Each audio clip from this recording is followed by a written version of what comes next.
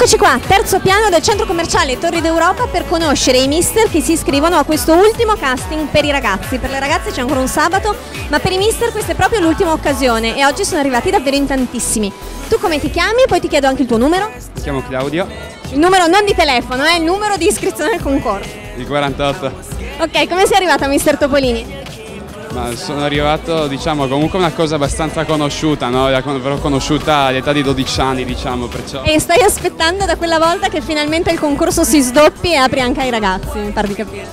Ma più che altro sono venuto qua perché mi hanno costretto gli amici, diciamo. E si sono iscritti anche loro? No, perché non sono maggiorenni e non hanno avuto la possibilità. E tu invece quanti anni hai? 18. 18, che cosa fai nella vita? Nella vita studio per adesso ancora. Diciamo appunto un lavoro, diciamo, informatico. Ti piacciono i computer? Sì, adesso ho fatto anche un stage in un negozio di elettronica, mi sono trovato abbastanza bene. E la moda è un sogno oppure è solo così per divertirsi? Sì, sono venuto qua più che altro per divertirmi e per provare un'esperienza nuova. Cosa fai durante la giornata adesso che sei in vacanza? Scuola è finita? Cosa fai?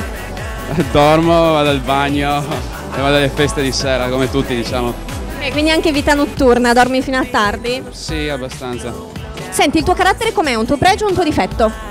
Oh, domanda difficile. Un pregio, diciamo, essere alti è un pregio?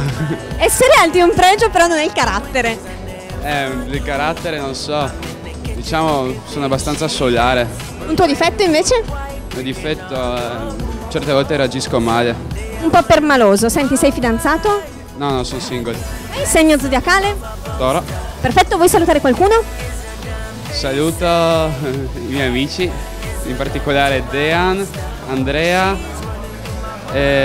Ruben, Andrea Dedai, diciamo, e Piero.